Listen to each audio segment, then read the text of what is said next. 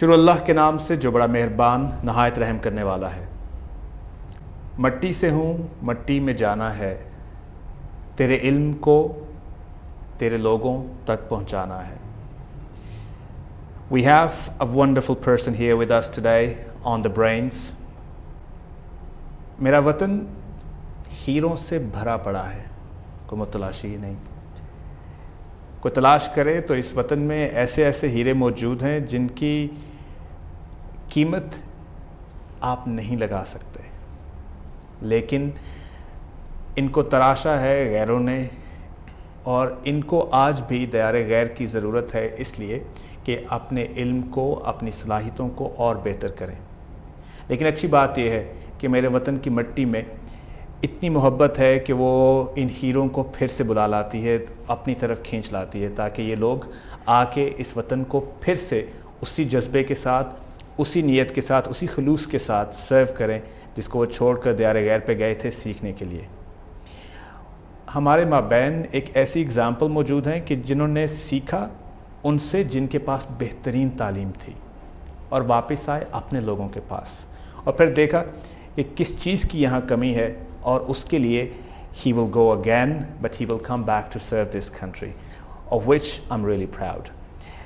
بہت کم آوازیں آپ نے اس دور حاضر میں جہاں ہر طرف پینڈیمک ہے، کووڈ-19 کی، مثبت سنی ہوں گی اس وطن سے، جہاں کوئی یہ کہنے کی جرت کر رہا ہو کہ اس وطن کا ایک ادنا سا سائنٹسٹ اس میں، اس سارے حالت، اس برائی میں، اس حالت جنگ میں اپنے لوگوں کی مدد خود کر سکتا ہے۔ لیکن چونکہ ہم اس چیز کے لیے تیار نہیں تھے کہ ایک پاکستانی یہ چیز کر سکتا ہے، ہم نے اس کی بات شاید نہیں سنی، لیکن یہ میرا فرض ہے کہ اتنے بہترین انسان کو میں آپ تک لے کے آؤں، آپ ان کی بات سنیں، ان سے سیکھیں، اور وہ تمام بچے، بوڑھے، جوان جو ڈس اپوائنٹڈ ہیں کہ شاید یہاں پہ کوئی فیوچر نہیں ہے، ہم کچھ کر نہیں سکتے، وہ یہ سٹوری ضرور سنیں، یہ باتیں ضرور سنیں۔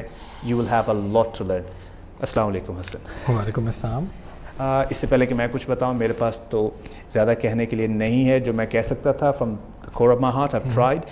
if you could tell people، اگر آپ لوگوں کو بتا سکیں کہ ڈاکٹر حسن کون ہے، so that would be great۔ جی، میرا نام ڈاکٹر حسن وسیم ہے، اور فی الحال میں یونیورسٹی آف سیالکوٹ میں بطور ڈائریکٹر ایکیڈیمکس کام کر رہا ہوں۔ میں نے اپنی پی ایچ ڈی جو ہے وہ مائکرو بایولوجی میں کی، اور میرے ابھی اگر ریسرچ پروفائل کی میں بات کروں تو غالباً میرے 25 ریسرچ اینڈ ریویو پیپرز ہیں جو 200 سے زائد دفعہ سائٹ ہو چکے ہیں مختلف international and national research journals میں۔ میری ریسرچ کا جو تھیم ہے وہ اینٹی مائکروبیل ریزسٹنس ہے، جو غالباً 2040 یا 2050 تک اس دنیا کا بدترین مسئلہ بنے گا۔ جیسے ہماری دنیا اس پینڈیمک، کرونا وائرس پینڈیمک جسے آپ کووڈ-19 کہتے ہیں نارملی، اس کے لیے تیار نہیں تھی۔ آئی فیئر، مجھے خوف ہے اس چیز کا کہ شاید ہم جو اینٹی مائکروبیل ریزسٹنس کا جو مسئلہ ہے، جو غالباً 2050 میں آئے گا، اس کے لیے بھی ہماری پوری دنیا تیار نہیں ہے، اور میرا پی ایچ ڈی کا کام زیادہ اسی مسئلے کے گرد ریوالو کرتا ہے۔ ٹھیک ہے، آلرائٹ حسن، آپ نے ابھی بات کی کہ 2050 تک اینٹی مائکروبیل ریزسٹنس کا مسئلہ اس حد تک پہنچ جائے گا کہ ہمیں اس سے جونچنا پڑے گا، اس سے لڑنا پڑے گا، اسی طرح جس طرح آج ہم کووڈ-19 سے لڑ رہے ہیں۔ تو آپ نے کہا کہ کووڈ-19 کے لیے بھی ہم تیار نہیں تھے، یقیناً پوری دنیا تیار نہیں تھی۔ تو شاید آپ جیسے لوگ جو کہیں آواز اٹھا رہے تھے، بلکہ اس پہ تو آپ نے دیکھا ہوگا موویز تک بن گئیں، لیکن حکومتوں کو شاید تب تک سمجھ نہیں آتی جب تک ان کے ووٹر کو فرق نہ پڑے۔ تو آپ جو بات کر رہے ہیں وہ یہ ہے کہ 2050 میں، آج سے تقریباً 20 یا 30 سال بعد، ریزسٹنس اتنی بڑھ جائے گی کہ یہ بہت بڑا مسئلہ بن جائے گا پھر سے۔ تو اگر آپ اس کو تھوڑا سا ایکسپلین کر دیں کہ ہوگا کیا، ایک عام آدمی کو جو میری طرح کہیں بھی بیٹھا ہے جس کو اس چیز کی سمجھ نہیں ہے، اس کو آپ کیسے سمجھائیں گے کہ اینٹی مائکروبیل ریزسٹنس کیا ہے؟ اچھا، اینٹی مائکروبیل ریزسٹنس ایک ایسا فینومینا ہے جس میں جو مائکرو آرگینزمز ہیں، اسپیشلی بیکٹیریا، یہ ایبلٹی اپنے اندر ایک پیدا کر لیتے ہیں جسٹ بیکاز آف ایولیوشن جو آپ اینٹی بایوٹک کنزیوم کرتے ہیں بیکٹیریا پر وہ اثر کرنا بند کر دیتی ہے. تو ایک کامن میتھ جو لوگوں میں پائی جاتی ہے وہ ان کو لگتا ہے کہ اینٹی مائکروبیل ریزسٹنس اصل میں ہیومن باڈی کی ریزسٹنس ہے, جو کہ ٹھیک نہیں ہے. اینٹی مائکروبیل ریزسٹنس اصل میں اس انفیکٹو بیکٹیریا کی ریزسٹنس ہے جو آپ کو انفیکٹ کرے گا. مثال کے طور پر آج اگر آپ کو سور تھروٹ ہوتا ہے گلے میں اور آپ آگمنٹن کا ایک ڈاکٹر آپ کو ایک کورس پرسکرائب کرتا ہے اور آپ 3 دن 5 دن یا 7 دن آگمنٹن کنزیوم کرتے ہیں اور اس کے نتیجے میں بیکٹیریا جو ہے وہ کل ہو جاتا ہے اور آپ کا گلا ٹھیک ہو جاتا ہے. اٹ از فیئرڈ کہ آج سے 20 یا 30 سال بعد جب آپ اس آگمنٹن کو کھائیں گے یا کنزیوم کریں گے بیکٹیریا کے پاس ایبلٹی ہوگی اس اثر کو زائل کرنے کی. اس فینومینا کو اینٹی مائکروبیل ریزسٹنس کہتے ہیں. ٹھیک ہے, تو یہ آپ کی فیلڈ ہے, اس پہ یقیناً ہم بات کریں گے, لیکن اس سے پہلے ول گو بیک. ہمارے ہاں ایک تاثر ہوتا ہے جب بچہ بایولوجی پڑھنا شروع کرتا ہے کہ ہمارا بچہ بڑا ہو کے ڈاکٹر بنے گا, لیکن میرا نہیں خیال کہ ان کا خیال وہ والا ڈاکٹر ہوتا ہے جو آپ ڈاکٹر ہیں آج PhD ڈاکٹر. ان کا خیال تو وہ ہوتا ہے جو میرے جیسا ہوتا ہے کہ یہ بچہ ڈاکٹر بنے گا اور آ کے کسی مریض کو چیک کرے گا اور اس سے کچھ عوام کو فائدہ ہوگا یہ اور اس کی معاشی حالت اچھی ہو جائے گی. تو کین یو ٹیل اس کہ آپ کا ایجوکیشنل بیک گراؤنڈ کہاں سے شروع کیا آپ نے اور کس طرح یہاں پہنچ گئے؟ اس میں ایک چیز اپنے سفر کو بتانے سے پہلے میں ضرور کہنا چاہوں گا کہ ہمارے یہاں پر ایک یہ سوشل اسٹگما ہے کہ بھئی اگر آپ نے انٹرمیڈیٹ میں پری میڈیکل رکھا ہوا ہے تو بھئی you will go towards MBBS, اور اگر آپ نے میتھمیٹکس رکھا ہوا ہے تو you will go towards engineering. There isn't any third field کے لوگوں کو لگتا ہے کہ بھائی their careers are distracted even before starting اگر انہوں نے ان 2 فیلڈس کو چوز نہ کیا. لکیلی انف آج کی تاریخ میں اگر میں شاید کاؤنٹ کر سکوں تو 20 سے زائد صرف بایولوجیکل ریلیٹڈ ایسی فیلڈز ہیں جو MBBS کے علاوہ ہیں, جن میں آپ اپنے انٹرمیڈیٹ کے بعد جا کر you can have a wonderful career in those fields. And جیسا آپ نے کہا کہ اس میں یہ تاثر بھی زائل نہیں ہوگا کہ وہ فیلڈز کرنے کے بعد آپ انسانیت کی خدمت نہیں کر رہے. ٹھیک ہے, تو ابھی آپ نے کہا کہ 20 سے زیادہ فیلڈز ہیں, تو یقیناً ڈاکٹر تو ایک آخری شخص ہے جس کے پاس ساری ریسرچ ہو کے فارماسسٹ نے دوائی بنا دی, اس سے پیچھے آپ کے مائکروبایولوجسٹ نے ریسرچ کی, انہوں نے بیکٹیریا کو وائرس کو اسٹڈی کیا, اس کے خلاف انہوں نے ادویات تیار کی, سب کچھ تیار کرنے کے بعد ریسرچ وہ سب لوگ ریسرچ کر کے پھر ایک ڈاکٹر کو دیتے ہیں کہ آپ آخری شخص ہیں, آپ ان کو صرف ایک آگمنٹن یا دوائی دے دیں. تو یہ جو لوگ پیچھے بیٹھے ہیں یہ بھی ایک ڈاکٹر سے میرا خیال ہے زیادہ لوگوں کی خدمت کر رہے ہیں, لیکن یہ they are like the unsung heroes جن کو آپ دیکھتے نہیں ہیں. ٹرو صرف I will partially disagree with your point کہ وہ لاسٹ میں آتا ہے. Let us take example of this corona virus. یہاں پر ایسا ہوا کہ 2019 کے آخری مہینوں میں چائنا میں کچھ ڈاکٹرز نے سب سے پہلے کچھ آبزرو کیا کہ there is pneumonia like disease جو ہمیں نہیں پتا کیا ہے. ٹھیک ہے, اس کے بعد مطلب وہ پہلی رپورٹنگ بھی ڈاکٹر ہی کرتا ہے. There is something going on in human bodies which we are unable to understand. پھر وہ سیمپلز لیبز میں جاتے ہیں, وہاں پر مائکرو بایولوجسٹ یا بایو ٹیکنالوجسٹ یا بایو کیمسٹ مختلف قسم کی ریسرچ ایکسپیریمنٹس کرتے ہیں اور اس کو پروب کرتے ہیں کہ اصل میں اس ڈیزیز کا روٹ کاز کیا ہے. ٹھیک ہے, okay, so will come back again to your point. تو اگر آپ بتا سکیں لوگوں کو کہ آپ جب اسٹارٹ کیا تھا آپ نے پڑھنا تو what was in your mind, what did you want to do, اور پھر یہاں تک کیسے پہنچ گئے؟ Many people won't believe it, but unlike many aspiring students, میرا شروع سے ایک پوائنٹ تھا کہ بھائی مجھے MBBS نہیں بننا. ٹھیک ہے, MBBS ڈاکٹر نہیں بننا. And the civil reason for that مجھے بچپن سے ڈرا دیا گیا تھا کہ بھائی اس فیلڈ میں تو آپ کو ضرورت سے زیادہ پڑھنا پڑتا ہے. ٹھیک ہے. And by the time I have done my intermediate I was not very study student. Obviously, I was above average. I was always a A-grade student, but I was not the topper. کہ یہ سن لیں بات, یہ تمام والدین کے لیے جو بات سن رہے ہیں کہ اس مقام تک پہنچنے کے لیے ضروری نہیں ہے کہ آپ کا بچہ کلاس میں سب سے بہترین ہوگا تو کامیاب ہوگا. ایک کلاس میں اگر 40 بچے ہیں تو وہ سب کے سب اچھے ہو سکتے ہیں. ضروری نہیں ہے کہ نمبر 1 نمبر 2 یا نمبر 3 ہونا ضروری نہیں ہے. ان ہز کیس جو انہوں نے آپ کو بات کی کہ he was a good student above average. اگر آپ دیکھنا شروع کریں تو ہماری ایوریج ایج پاکستان میں تقریباً 65 کے قریب ہوگی, 66, لیکن کچھ لوگ 80 سال تک بھی جیتے رہتے ہیں. تو 80 اور 66 میں 14 سال کا فرق ہے. تو میں جو بات آپ کو بتانا چاہ رہا ہوں پیرنٹس وہ یہ ہے کہ اگر آپ کا بچہ کلاس میں کہیں درمیان میں ہے تو اس کا مطلب یہ نہیں ہے کہ وہ کل کو بہترین انسان نہیں بنے گا اور اپنے ملک کی, اپنے لوگوں کی خدمت نہیں کر پائے گا. So you are an above average student, آپ نے کہا ٹھیک ہے. تو اسکول سے ہی آپ کا یہ تھا کہ اچھا یہ جو MBBS والا ڈاکٹر ہے یہ تو نہیں بننا. تو اچھا اب اسکول میں کوئی چیز ایسی جو آپ نے اسکول سے سیکھی اور آپ کو ایکیڈیمکس کی بات نہیں کر رہا, میں ویسے بات کر رہا ہوں جو لائف میں جس نے آپ کو بڑا ہیلپ کیا ہے. So I believe it would be English speaking skills. ٹھیک ہے, تو آپ نے لینگویج اسکلس جو اپنے اسکول سے سیکھے اس سے آپ کو آگے جو تعلیم حاصل کرنی تھی آپ نے اس میں میرے لیے ڈیفینیٹلی آسانیاں رہیں. بلکہ میں یہاں پر یہ بھی کہنا چاہوں گا کہ میرے نزدیک کلاس میں اگر ایک بچہ ٹاپ کر رہا ہے اور اس کی سافٹ اسکلز جو ہیں وہ اسٹرانگ نہیں ہے, ہی وڈ بی ایٹ ڈس ایڈوانٹیج جب وہ اپنے اکیڈمک انسٹیٹیوٹ سے باہر آ کر سوشل لائف اپنی سٹارٹ کرے گا یا پریکٹیکل لائف میں جائے گا. یہاں پہ بہت سارے لوگ جو سن رہے ہوں گے وہ سافٹ اسکل ٹرم کو نہیں سمجھ پائیں گے, تو اگر آپ ان کو سمجھا سکیں کہ سافٹ اسکلز کیا ہوتا ہے. اچھا, سافٹ اسکلز میں جیسے مختلف طرح کے اسکلز آ جاتی ہیں. جس طرح اگر آپ کسی کو ایک لیٹر رائٹ کر رہے ہیں, آپ اس کو شروع کیسے کریں گے, آپ کسی سے مخاطب ہیں, آپ نے کسی کو اپنے جاب پلیس میں کسی سے ریکویسٹ کرنی ہے تو آپ اس سے کام کیسے کروائیں گے. So it is a particular set of skills. ٹھیک ہے, تو یہ وہ طریقے ہیں جس سے آپ زندگی گزارتے ہیں. تو پڑھائی کے علاوہ وہ چیزیں جو آپ کو زندگی گزارنے کے لیے ضروری ہیں, اگر وہ بچے کے پاس نہیں ہیں اور وہ بچہ کلاس میں نمبر 1 ہے تو جب وہ اپنے کلاس کے انوائرمنٹ سے باہر آئے گا تو شاید وہاں پہ وہ اپنے آپ کو اکیلا پائے گا.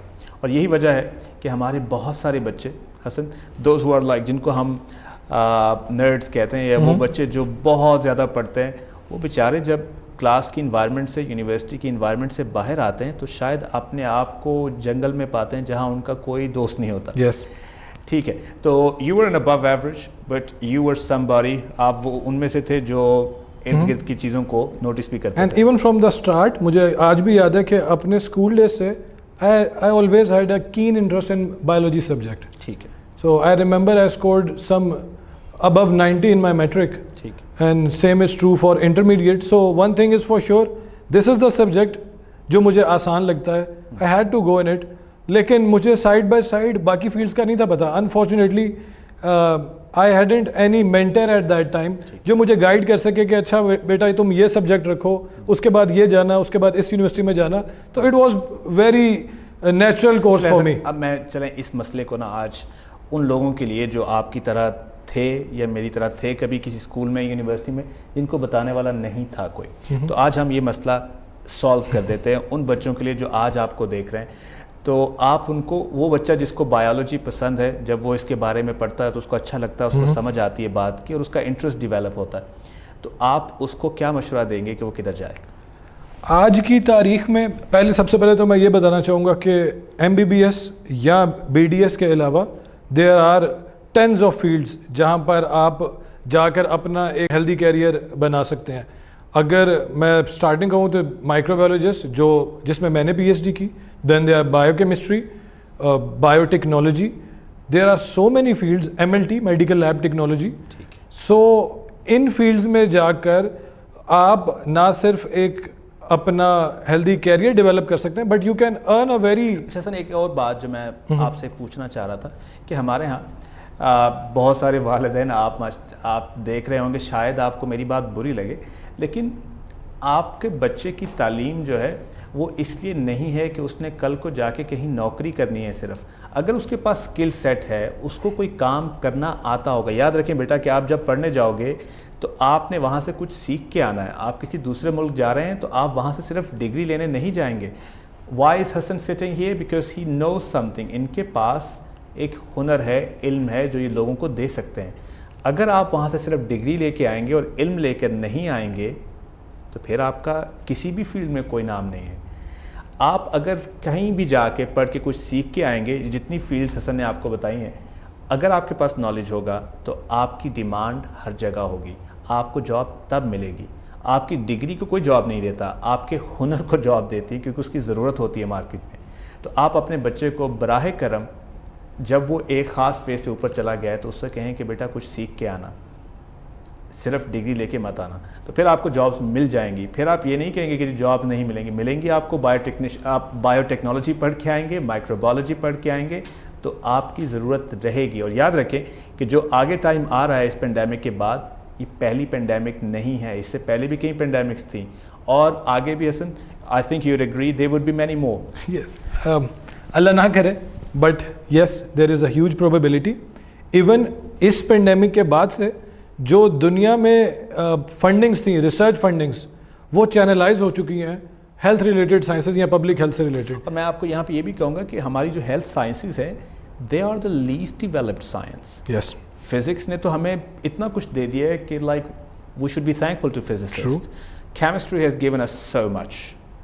बायोलॉजी इज़ द वन जिसमें हम सिर्फ वो डॉक्टर्स ही पे सिर्फ कॉन्सेंट्रेट करते रहे, शायद दूसरों पे नहीं किया, इसलिए हमारे पास रिसर्च नहीं है. If you are asking particularly about Pakistan, जी बिल्कुल पाकिस्तान. यस, फिर ये बात काफ़ी हद तक ठीक है कि यहाँ पर हम लोग पब्लिक हेल्थ या हेल्थ साइंसेज में बहुत अच्छा काम नहीं कर पाए, जिसकी एक वजह ये भी है कि हेल्थ साइंसेज में you need to have specific infrastructure. यहाँ पर कॉस्टली इंस्ट्रूमेंट और लैब्स रिक्वायर होती हैं जिसके लिए कैपिटल चाहिए होता है. और अंडर डेवलप्ड कंट्रीज़ जो पाकिस्तान, सोमालिया, अफ़गानिस्तान, जहाँ पर फंडिंग एजुकेशन सेक्टर में बहुत कम होती है, वहाँ पर इन सब्जेक्ट्स की डेवलपमेंट में इसीलिए कुछ मसाइल दरपेश होते हैं. लेकिन इसका कतन मतलब ये नहीं है कि हमारे पास टैलेंट की कोई कमी है.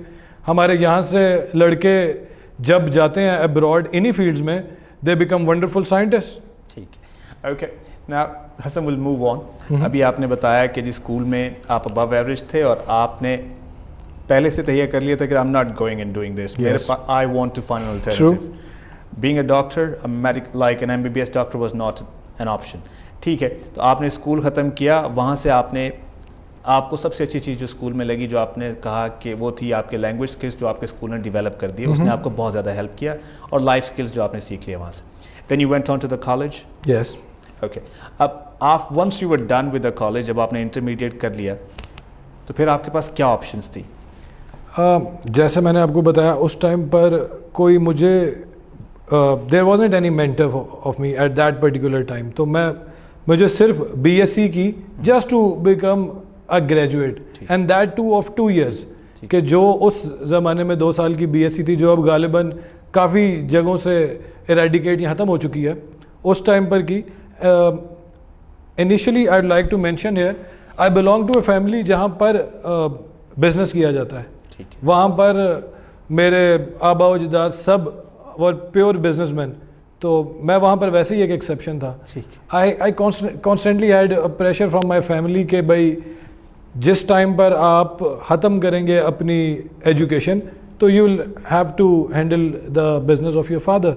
लेकिन जैसे मैंने आपको बताया, मेरा इंटरेस्ट थोड़ा बायोलॉजी में ज़्यादा था, तो जस्ट फॉर कैजुअलनेस मैंने बॉटनी, जोलॉजी और केमिस्ट्री में एडमिशन ले लिया लीडरशिप कॉलेज में इन सियालकोट. तो उसके बाद से मुझे लगा कि थोड़ा सा मुझे चैनलाइज होना शुरू हुआ मेरा career after my BSc. Okay, अब एक चीज़ जो मैं आप सबके लिए कहना चाहूँगा, आप सीखते जाया करें लोगों की बातों से कि ही सेड मेरा इंटरेस्ट था और मेरा इंटरेस्ट और ज़्यादा डेवलप हो गया. अब ये चीज़ एक बुनियाद होती है किसी अच्छी इमारत की, कि उस चीज़ में जो वो करने जा रहे हैं आगे, उसमें इंटरेस्ट होना. जब आपका इंटरेस्ट नहीं होता ना, आपको वो चीज़ पसंद नहीं होती, तो आप उसमें कुछ बेहतरीन कर भी नहीं सकते. तो okay, so you are always interested, so then you did the BS, और फिर आप आगे चलते जाए. तो लाइक फ्रॉम दैट हसन, वो हसन जो सोच रहा था जी मैंने बायोलॉजी ही पढ़नी है, to Hasan today who is now giving suggestion, جو آج حکومت وقت کو یہ سجیشنز دے رہا ہے کہ آپ اگر یہ کام کر لیں تو ہم بہت کم پیسوں میں ڈائگنوز کر سکتے ہیں کووڈ-19 کو پاکستانی میں. تو اس حسن میں جو بھی سوچ رہا تھا اور آج کے حسن میں تقریباً آئی وڈ سے 13 ایئرس کا فرق ہے, تقریباً 18 سال کا فرق ہے. ہی is just 31 years old. And if many of you are watching, he's married, and we'll talk about that part too, which I'm really interested in, and his family life too. تو وہ حسن جو کالج جا رہا تھا ابھی سیکھنے کے لیے, اور وہ حسن جو آج گورنمنٹ کو کہہ رہا ہے کہ یہ کر لیں, اور گورنمنٹ شاید سن نہیں رہی ہے, شاید یہ سن لیں گے آپ کو جب آپ تھوڑے سے اور بڑے ہو جائیں گے انشاءاللہ. تو اس میں حسن میں اور اس حسن میں کیا فرق آیا اب؟ بیسک فرق, سب سے بڑا فرق جو میں نے سیکھا اپنے 13 سالوں میں, اگر میں اسے ایک لائن میں بتا سکوں, وہ یہ تھا کہ there is nothing in the world which you can not learn. اس ٹائم پر ہمیشہ خدشات تھے کہ either I will be able to do it اور ناٹ. آج کی تاریخ میں دیر ازنٹ اینی تھنگ جو مجھے لگتا ہے میں نہیں کر سکتا. سو دیٹ ڈٹرمینیشن, وہ جذبہ جو ہے وہ اس ٹائم میں ضرور ڈیولپ ہوا. جیسے ایک اور چیز آپ نے کہا there is nothing that can not be learned, کچھ ایسا نہیں ہے جو سیکھا نہیں جا سکتا. تو اگر ایک شخص کم عمر میں زیادہ سیکھ لے تو کیا وہ ان لوگوں کا مقابلہ کر سکتا ہے جو عمر میں اس سے زیادہ ہوتے ہیں؟ میرا خیال ہے بالکل, ڈیفینیٹلی مجھے کوئی ریزن نہیں نظر آتا کہ وہ کیوں نہ کر سکے. اور یہ سیکھنے کی بات میرے ذہن میں اس لیے آئی, جیسا آپ بتا رہے تھے کہ ان 13 سالوں میں ڈیولپمنٹ کس کس جگہ پر ہوئی میرے کیریئر میں, تو مجھے لگتا ہے اس میں 2 ٹرننگ پوائنٹس تھے. ایک سیالکوٹ سے میرا اسلام آباد قائد اعظم یونیورسٹی میں جانا, دوسرا ٹرننگ پوائنٹ تھا قائد اعظم یونیورسٹی سے میرا امریکہ میں مشیگن اسٹیٹ یونیورسٹی میں جانا.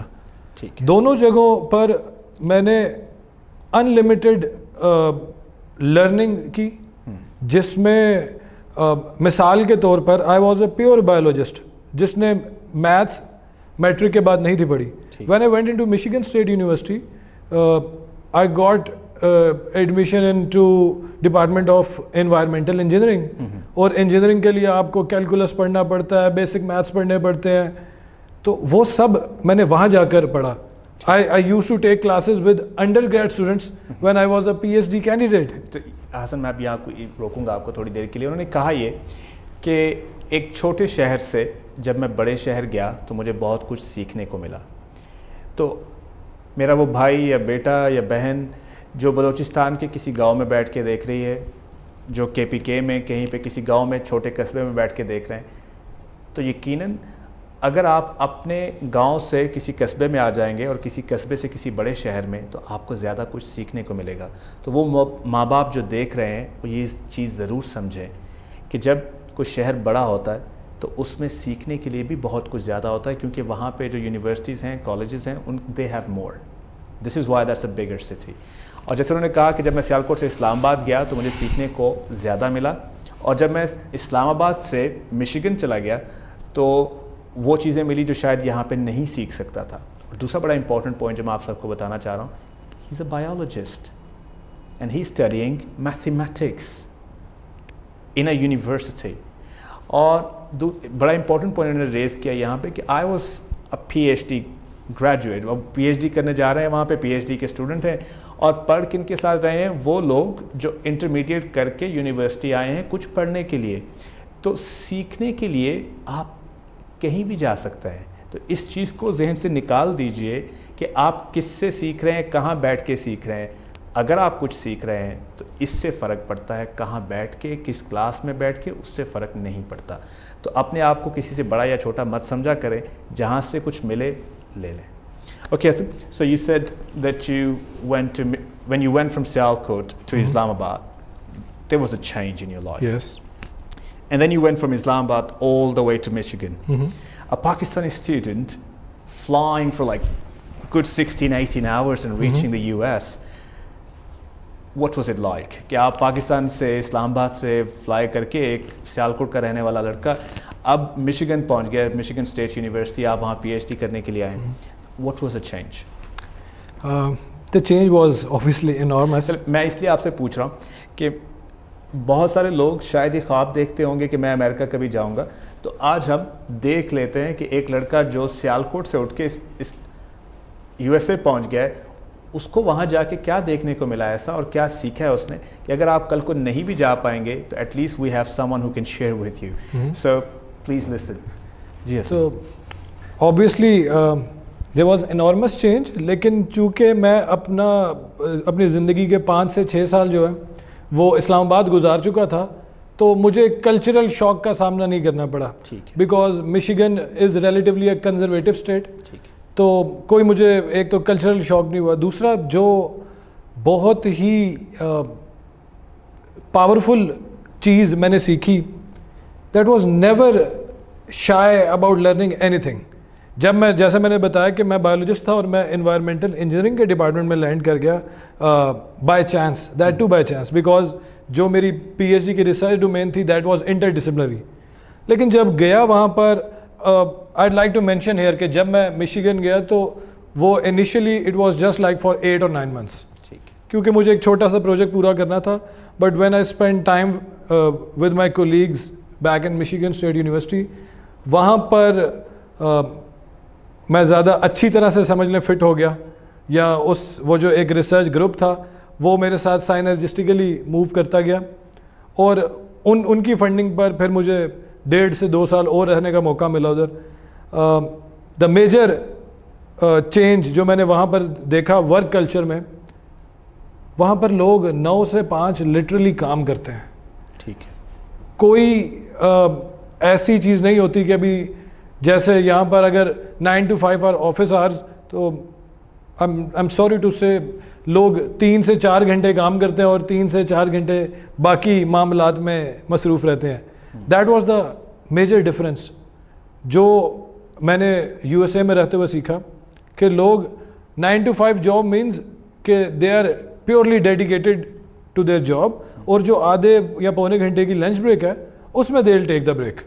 اس کے علاوہ ایسا نہیں ہوگا کہ اگر if they are sitting on a computer screen اور کوئی سپروائزر نہیں دیکھ رہا تو they won't be browsing Facebook and other stuff. سر میں اگر آپ کو یوں یہ بات اس طرح سے کہوں کہ جو فرق آپ نے محسوس کیا وہ یہ تھا کہ وہاں پہ کام کرنے والا اپنے کام سے مخلص ہے, اور اپنا کام 8 گھنٹے پوری اپنی طاقت سے, اپنی ذہانت سے, محنت سے کر رہا ہے. اور ہمارے ہاں چلیں کچھ لوگ شاید ایسا نہیں کر پا رہے ہیں ابھی تک, اور اس میں میرا ماننا یہ ہے کہ 9 سے 5 بڑا خطرناک کام ہے. ہمارے ہاں 9 سے 5 کا مطلب ہوتا ہے کہ میں نے اتنے گھنٹے یہاں پہ بیٹھنا ہے, اس کے بدلے مجھے تنخواہ ملے گی. اس سے کسی کا فائدہ ہوگا یا نہیں اس سے مجھے فرق نہیں پڑتا. تو کیا وہاں پہ جو ورکر ہے اس کو اس چیز سے فرق پڑتا ہے کہ میرے ہونے سے, میرے کام سے کسی کو فائدہ ہوتا ہے؟ اچھا زین بھائی, this was the second difference which I have seen. The sincerity with their jobs is unprecedented. کہ وہاں پر وقت گزارنا مقصود نہیں ہے. وہاں پر 9 to 5 اس ٹارگیٹ کو اچیو کرنا ہے جس کے لیے آپ کو ہائر کیا گیا, اور اس سنسیریٹی کی وجہ سے ہی پرہیپس اتنے معاملات کے باوجود Americans are still leading the world. مجھے اس قوم کی کامیابی کی صرف ایک وجہ لگتی ہے, the work with pure sincerity and dedication. ٹھیک ہے, تو ہم نے اب یہ سیکھا حسن کی اس بات سے کہ جب یہ یہاں سے دیار غیر میں گئے اور اس ملک میں گئے جس کو وچ از اے سپر پاور ٹوڈے, کہ ان کی ترقی کا راز یہ ہے کہ وہاں پہ کام کرنے والا 8 گھنٹے کام پوری محنت سے کرتا ہے, خلوص سے کرتا ہے, اور وہ یہ چاہتا ہے کہ جو کام میں کر رہا ہوں اس سے کسی کو فرق پڑے, کسی کی زندگی بہتر ہو.